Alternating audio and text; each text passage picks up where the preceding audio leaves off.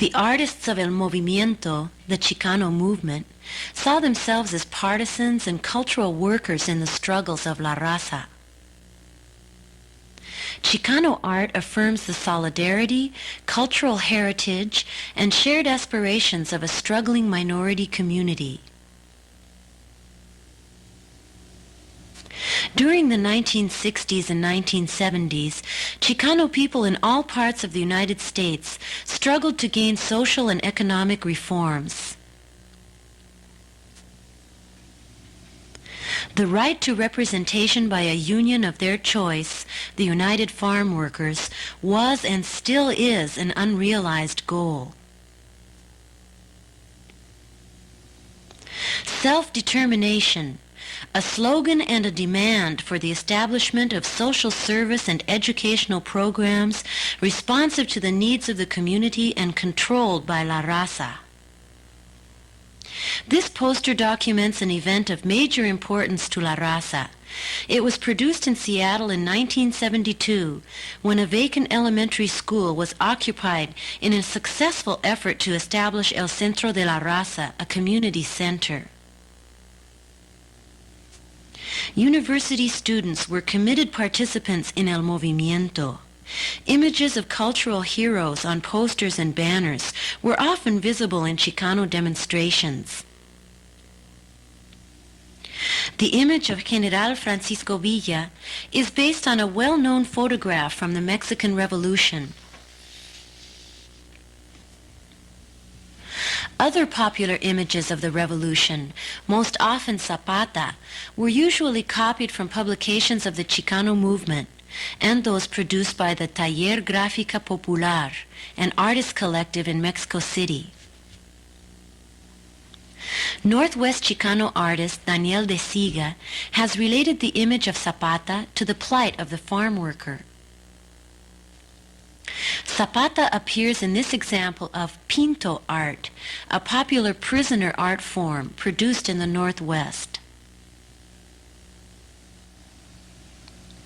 A visual dictionary of Chicano art, the mural presents a survey of Movimiento iconography through the inclusion of Chicano racial, political, and cultural symbols.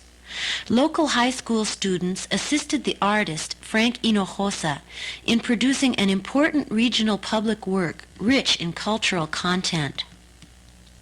Movimiento symbols present in Hinojosa's mural are also seen in murals, posters, and reproductions throughout the region. The three-faced mestizo image symbolizes the fusion of the Spaniard and the Indian into the central figure of the Chicano.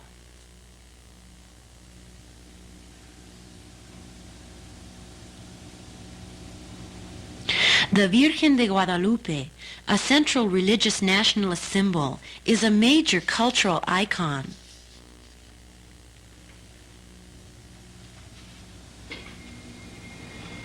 Doña Juanita Barron and her granddaughter Juanita are posed next to the traditional home altar maintained by Señora Barron in her Seattle residence.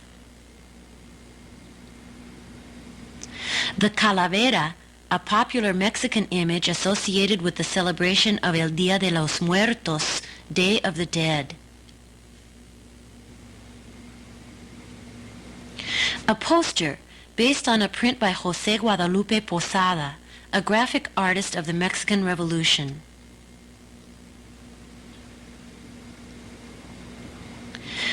Quetzalcoatl, the feathered serpent, is the most revered and most impressive of the ancient gods of Mexico. Quetzalcoatl, a mural produced by Mexican-born artist Arturo Artores in 1979, is prominently displayed in La Cocina Popular, a community restaurant at El Centro de la Raza in Seattle. During the 1970s, Chicano artists from within and outside of the region produced public art, posters, murals, and other graphic forms in social service and educational centers in Washington, Oregon, and Idaho. In 1971, while a student at the University of Washington, Emilio Aguayo painted Aztlán, the first Chicano mural in the region. Aztlán, in the Nahuatl tongue of ancient Mexico, means the lands to the north. It is an Indian term for the land that now is the southwestern United States, a region where Chicanos have lived for centuries. Aguayo developed a unique conceptualist style which appears in all of his work, both public and personal, and is based on serial drawings of geometric forms inspired by natural forms and machine technology. Aguayo's last mural, produced in 1977, is titled Los Cinco Caballeros de Apocalipsis, Enemigos de mi gente, the Five Horsemen of the Apocalypse, Enemies of my people. Aguayo's unique style is used to give faithful representation to laboring farm workers.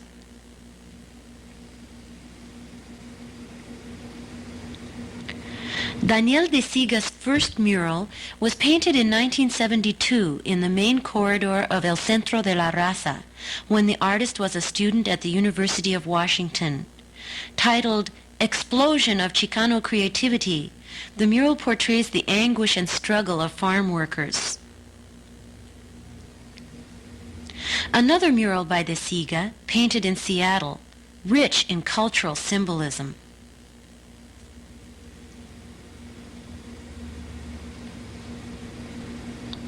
De Siga's painting of a farm worker portrays the reality of a stoop laborer using a cortito, a short-handled hoe, in the fields of eastern Washington.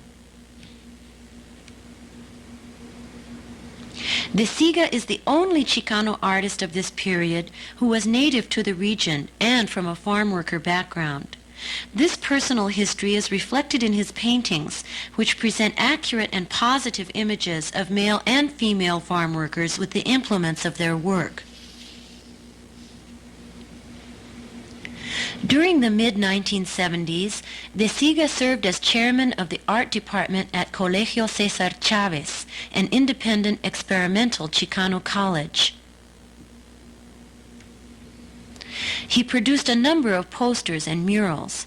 Si se puede, it can be done, is derived from the famous rallying slogan of the farm workers, led by Cesar Chavez in the 1960s.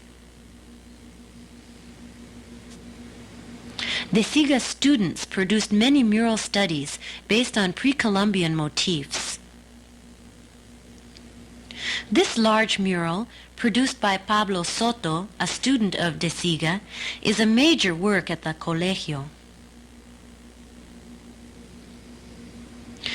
Pedro Rodriguez's mural, El Saber es la Libertad, Knowledge is Freedom, is located in Granger, Washington, a small farming community.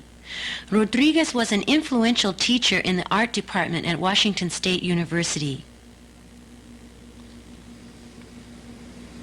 Rodriguez depicts the arrest of migrant workers.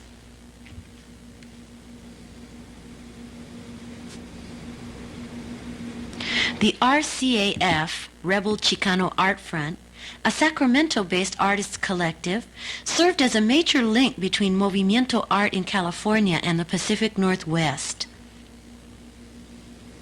Esteban Villa's mural at El Centro de la Raza is rich in cultural symbols, including la calavera. Another mural in Seattle was produced by Villa in collaboration with Daniel de Siga. The only Chicano public work in the state of Idaho was produced by two members of the RCAF, one panel by Juan Ishi Orozco, the other by Esteban Villa. Members from this group of seasoned artists served as mentors for young Northwest Chicano art students.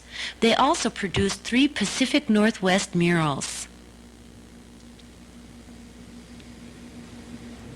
Northwest Movimiento art emerged and declined within a short period of time in response to far-reaching social and economic changes affecting Chicano artists and the communities they served. The community-based art of the 1970s was created by artists who produced art for the people. Their commitment to communal art gave rise to vital and relevant expressions of social art that documents an important epoch in the history of the Pacific Northwest. Chicano, soy Chicano, 'cause I'm brown and I'm proud and I'll make it in my own way. Some people call me third world, but I know that is the real world, 'cause to me all I am is Mexicano.